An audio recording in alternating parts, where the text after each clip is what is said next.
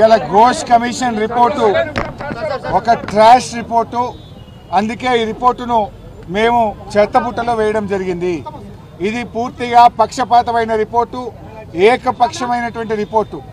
అసెంబ్లీలో సాక్ష్యాధారాలతో సహా ఘోష్ కమిషన్ ఏకపక్షంగా ఏ రకంగా రిపోర్ట్ ఇచ్చింది, ఎన్డీఎస్ఏ రిపోర్టు ఏ రకంగా డబుల్ స్టాండర్డ్స్తో ఎన్డీఏ రిపోర్టుగా ఎన్డీఎస్ఏ రిపోర్టు ఎలా ఉంది, సాక్ష్యాలతో సహా మేము వివరించడం జరిగింది. దాన్ని తట్టుకోలేక మొత్తం ముఖ్యమంత్రి గారితో సహా 8 మంది మంత్రులు 33 సార్లు మా ప్రసంగాన్ని అడ్డుకునే ప్రయత్నం చేశారు. పచ్చి అబద్ధాలు. ఇలా సభలో మేము మైక్ కావాలని దాదాపు గంటన్నర సేపు స్పీకర్ గారిని, ఎల్ఏ మినిస్టర్ గారిని మేము ప్రాధేయపడ్డా కూడా మైక్ ఇవ్వలేదు. ఇవాళ మీరు ఏంది ఆదివారం రోజు అసెంబ్లీ పెట్టి ఎక్కడ ఈ రిపోర్టు కోర్టులో కొట్టుడు పోతుందో అని హడావిడిగా పెట్టి బురద జల్లే కార్యక్రమానికి ఇవాళ ప్రభుత్వం దిగింది. నిజంగా చర్చ మీద మీకు నిజాయితీ ఉంటే ఎందుకు మాకు మైక్ ఇవ్వలేదు? మైక్ ఇస్తే మీకు వచ్చిన ఇబ్బంది ఏందని నేను అడుగుతా ఉన్నా. బట్టి విక్రమార్క గారు ఇందాక లాస్ట్లో మాట్లాడుతూ అంటున్నాడు 10 సంవత్సరాల బీఆర్ఎస్ హయాంలో 1 ఎకరానికి నీళ్ళు ఇవ్వలేదట. నేనేం ఛాలెంజింగ్ బట్టి విక్రమార్క గారు, మీరు ఒకవేళ మా ఛాలెంజ్ను స్వీకరిస్తే నేను శాసన సభ్యత్వానికి రాజీనామా చేసి మళ్ళీ పోటీ కూడా చేయను. మీరు ఉప ముఖ్యమంత్రి పదవికి రాజీనామా చేస్తారా అని నేను ఛాలెంజ్ విసిస్తా ఉన్నా. బీఆర్ఎస్ హయాంలో 17 లక్షల ఎకరాలకు మేము నీళ్ళు ఇచ్చాము. మీరు 1 ఎకరానికి ఇవ్వలేదని మాట్లాడతారా? దమ్ముంటే అసెంబ్లీలో ఎవరు అబద్ధాలు మాట్లాడుతున్నారు? మళ్ళీ అంటాడు మొత్తం బీఆర్ఎస్ తప్పుడు మాట్లాడింది. తప్పుడు మాట్లాడడం మీరు, 1 ఎకరానికి నీళ్ళు ఇవ్వలేదని అబద్ధం ఆడింది మీరు. ఇలా 17 లక్షల ఎకరాల కొత్త ఆయకట్టుకు ఇచ్చాం, 20 లక్షల ఎకరాలు స్టెబిలైజేషన్ చేశాం, 37 లక్షల ఎకరాలకు బీఆర్ఎస్ ప్రభుత్వం నీళ్ళు ఇస్తే 1 ఎకరానికి ఇవ్వలేదని మాట్లాడతారా? అంతేకాదు ప్రాజెక్టులను చీల్చి చెండాడారు, ఎక్కడ ఏం చేయలేదంటారు. ఎక్కడైతే ఉమ్మడి ఆంధ్రప్రదేశ్లో అంతర్రాష్ట్ర వివాదాల్లో ఇరికిచ్చారు, నీళ్లు లేని చోట ప్రాజెక్టులు కట్టారు, ఎక్కడైతే వైల్డ్ లైఫ్ ఫారెస్ట్లో ఇరికిచ్చారో వాటిని రీఇంజనీరింగ్ చేశాం, ఎక్కడైతే ఇబ్బంది లేదో వాటిని కొనసాగించాం. ఇలా కల్వకుర్తి, నెట్టంపాడు, భీమా, కోయిల్ సాగర్ పెండింగ్ ప్రాజెక్టులను రన్నింగ్ ప్రాజెక్టులుగా మార్చి 4,000 కోట్ల రూపాయలు ఖర్చు పెట్టి ఒక్క మహబూబ్ నగర్ జిల్లాలో 6 లక్షల ఎకరాలకు కొత్తగా సాగునీరు అందించింది బీఆర్ఎస్ ప్రభుత్వం. ఈ రకంగా మేము రాష్ట్రంలో 17 లక్షల ఎకరాలకు కొత్త ఆయకట్టు ఇచ్చాం. అబద్ధాలు చెప్పేది మీరు. ముఖం చెల్లక మేము చెప్పేటువంటి సమాధానాలకు, మేము అడుగుతున్న ప్రశ్నలకు, మేము చూపిస్తున్న ఆధారాలకు తట్టుకోలేక మా మైక్ కట్ చేశారు. 38 మంది ఉన్న బీఆర్ఎస్ పార్టీకి గంట టైం ఇస్తారా? ఏమి ఇంత కాళేశ్వరం కమిషన్ మీద నిన్న మేము అసెంబ్లీలో అడిగాం. అసలు ఈ సమయంలో వరదల గురించి మాట్లాడదాం, ఈ సమయంలో ఎరువుల కొరత గురించి మాట్లాడదామంటే లేలే వరదలు కాదు, బురద రాజకీయం, కాళేశ్వరమే మాట్లాడతామన్నారు. అయినా కూడా ఓపికగా ఇవాళ మేము అటెండ్ చేస్తే కనీసం మాట్లాడడానికి కూడా అవకాశం ఇవ్వలేదు. ఇలా ఉత్తమ్ కుమార్ రెడ్డి సభలో మాట్లాడుతున్నాడు, మా ప్రభుత్వం వచ్చిన తర్వాత ఇంత ఆయకట్టు పెరిగింది, ఇన్ని ఎకరాల పంట పండింది అని ఉత్తమ్ కుమార్ రెడ్డి గారు మాట్లాడుతూ ఉన్నారు. నేను అంటా ఉన్నా, ఉత్తమ్ కుమార్ రెడ్డి గారు 2 ఏళ్ల కాంగ్రెస్ గవర్నమెంట్లో ఎక్కడన్నా ఒక కాలువ తవ్వినరా, ఒక చెరువు కట్టారా, ఒక్క చెక్ డ్యామ్ కట్టారా, 1 ఎకరానికన్నా కొత్తగా నీళ్ళు ఇచ్చారా? మరి ఏడికెళ్ళి పెరిగింది పంట? అదంతా బీఆర్ఎస్ ప్రభుత్వం చేసిన కృషి. మేము మిషన్ కాకతీయలో చెరువులు బాగా చేశాం, చెక్ డ్యాములు కట్టాం. మా ప్రభుత్వ కృషి వల్ల ఇవాళ ఈ రాష్ట్రంలో ఆయకట్టు పెరిగింది. మీరు వచ్చినాక ఇరిగేషన్ శాఖలో 1 ఎకరానికి కూడా కొత్తగా నీళ్ళు ఇవ్వలేదు. అదేవిధంగా ఈరోజు ముఖ్యంగా కాళేశ్వరం సంబంధించి నీళ్ళే రాలేదంటారు.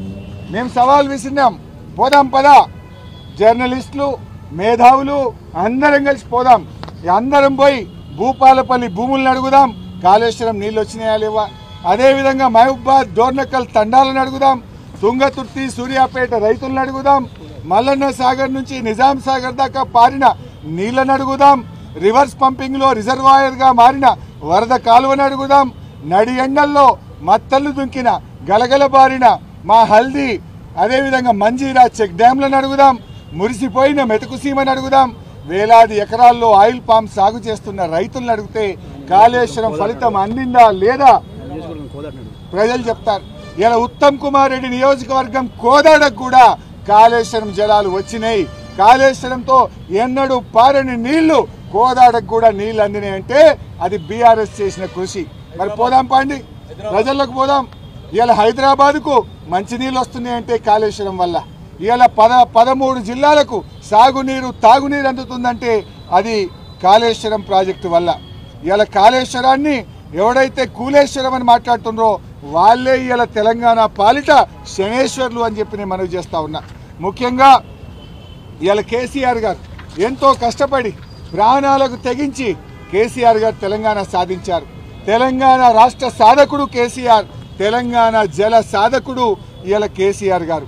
ఇవాళ ఏమంటుండే ముఖ్యమంత్రి గారు, ఏం శిక్ష వేయాలి, ఏం ఎంక్వైరీ చేయాలి అని పదే వాళ్ళు ఆల్రెడీ డిసైడ్ చేసుకొని వచ్చిండ్రు. ఇలా పంచాయతీరాజ్ ఎన్నికలకు పోతున్నాం, ఏదో రకంగా బీఆర్ఎస్ మీద బుర్ర జల్లాలి, ఇంకో కేసు పెట్టాలి. ఇప్పటికి ఎన్ని ఎన్డీఎస్ఏ రిపోర్ట్లు, విజిలెన్స్ రిపోర్ట్లు, ఘోష్ కమిషన్ రిపోర్ట్లు, ఇంకా ఇప్పుడు ఇంకో కేసు పెట్టి మళ్ళీ వేధిస్తారట. దేనికోసం శిక్ష చేస్తారు నాకు అర్థం కాదు. కేసీఆర్ గారు తన ప్రాణాలను ఫనంగా పెట్టి 14 ఏళ్లు పోరాడి తెలంగాణ సాధించినందుకు కేసీఆర్కు శిక్ష వేస్తారా?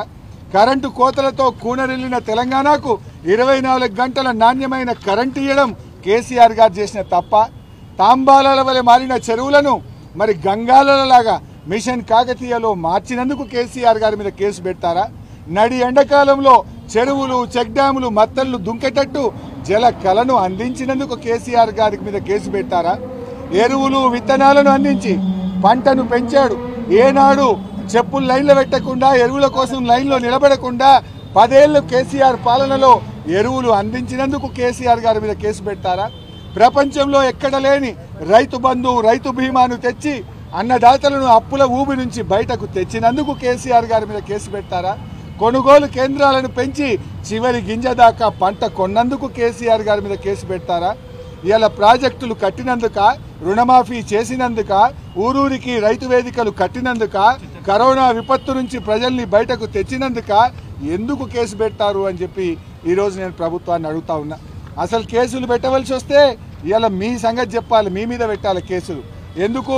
ఎస్ఎల్బీసీ కుప్పగూలినందుక, అదేవిధంగా సుంకిశాల ప్రాజెక్టు కుప్పగూలినందుక, వట్టెం పంప్ హౌస్ మునగొట్టినందుక, పెద్దవాగు ప్రాజెక్టు కొట్టుకుపోయినందుకు మీ మీద కదా పెట్టాలి. ముఖ్యమంత్రి రేవంత్ రెడ్డి భాషలో చెప్పాలంటే కొరడాలతో ఎవరిని కొట్టాలనో చెప్పాలి రేవంత్ రెడ్డి, ఎవరిని ఉరి తీయాలనో చెప్పాలి రేవంత్ రెడ్డి. ఎందుకంటే వట్టెం పంప్ హౌస్ మునగొట్టింది ఎవరు, సుంకిశాల గులగొట్టింది ఎవరు, పెద్దవాగు కొట్టుకుపోవడానికి కారణం ఎవరు, మరి ఆ ఎస్ఎల్బీసీ టనల్ కుప్పగూలడానికి కారణం ఎవరో ఇవాళ సమాధానం చెప్పాలి రేవంత్ రెడ్డి గారు. ఇవాళ మీరు చేస్తున్నది ఏంది? కక్ష రాజకీయాలు. నిజంగా ఏం చేయాలి? నేను అసెంబ్లీలో కూడా చెప్పాను, కాళేశ్వరంలో అన్నీ ఇంటాక్ట్ ఉన్నాయి. కాళేశ్వరంలో 3 బ్యారేజీలు, 19 సబ్స్టేషన్లు, 15 రిజర్వాయర్లు, 21 పంప్ హౌజులు, 203 కిలోమీటర్ల టనలు, 98 కిలోమీటర్ల ప్రెజర్ మెయిన్, అన్నీ బాగున్నాయి కదా. కూలిందల్లా ఒక పిల్లర్ గుంగితే పక్కన 2-3 దెబ్బతిన్నాయి. దానికి అందులో కాళేశ్వరంలో ఉన్నాయి 228 పియర్స్ ఆ బ్యారేజీల్లో. గా 3 పియర్లను మేడిగడ్డను 3 పియర్లు 300-400 కోట్లు పెడితే అయిపోయే ముచ్చట. దానికి 1,00,000 కోట్లు పోయినాయని, 1,00,000 కోట్లు అసలు ఖర్చు అయిందే 93,000 కోట్లు. ఇక వీళ్ళు 1,00,000 కోట్ల అవినీతి జరిగిందంటారు. కాళేశ్వరం మీద ఖర్చు అయింది 93,000 అయితే 1,00,000 కోట్ల అవినీతి జరుగుతా? అందులో 15 రిజర్వాయర్లు బాగున్నాయి, 21 పంప్ హౌజులు బాగున్నాయి, 19 సబ్స్టేషన్లు బాగున్నాయి, టనళ్లు బాగున్నాయి, గ్రావిటీ కెనాలు బాగున్నాయి. ఈ నిమిషానికి కూడా పంటలు పండుతున్నాయి కదా. మల్లన్న సాగర్ కింద పంట పండుతుంది, రంగనాయక్ సాగర్ కింద పండుతుంది. మెదక్ జిల్లా, సంగారెడ్డి జిల్లా, సిద్దిపేట జిల్లా, యాదాద్రి జిల్లా, కరీంనగర్ జిల్లా, వరంగల్ జిల్లా, మరి అదేవిధంగా సిరిసిల్ల జిల్లా, ఇవాళ ఇన్ని జిల్లాలకు త్రాగునీరు, సాగునీరు, పరిశ్రమలకు నీరు అందించిన కాళేశ్వరాన్ని ఇవాళ మీరు ఏ రకంగానైనా బుర్ర జల్లాలనే ప్రయత్నం చేస్తున్నారు. బట్ మీరు ఒక విషయం గుర్తుపెట్టుకోండి, మీరు ఎన్ని కుట్రలు చేసినా, కేసీఆర్ ఇమేజ్ దెబ్బతీయడం కోసం మీరు ఎన్ని చేసినా తెలంగాణ ప్రజలు నమ్మరు.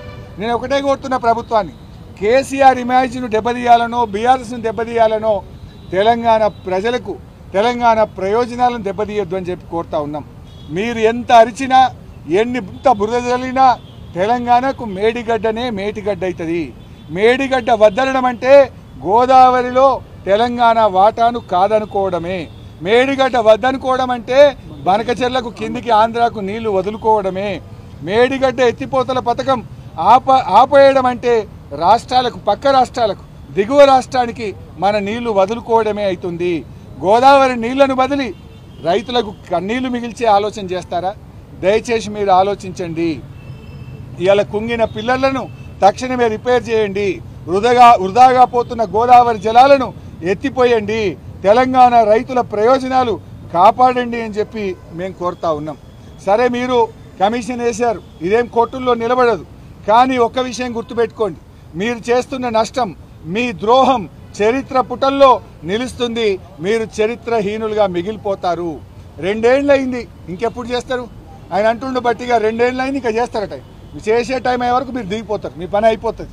ఒకటి మాత్రం గుర్తుపెట్టుకోండి, మీ అరాచకాలు, మీ కుట్రలు, మీరు చేస్తున్నటువంటి అక్రమ కేసులు అన్నీ లెక్క పెట్టుకుంటున్నాం, వడ్డీతో సహా చెల్లిస్తాం, వదిలిపెట్టే ప్రశ్నే లేదని కూడా వారిని ఈరోజు నేను హెచ్చరిస్తా ఉన్నా. అదేవిధంగా తెలంగాణ ఏర్పడ్డాక ఏమైంది అని మాట్లాడతారు. 17 లక్షల కొత్త ఆయకట్టు నిజం కాదా?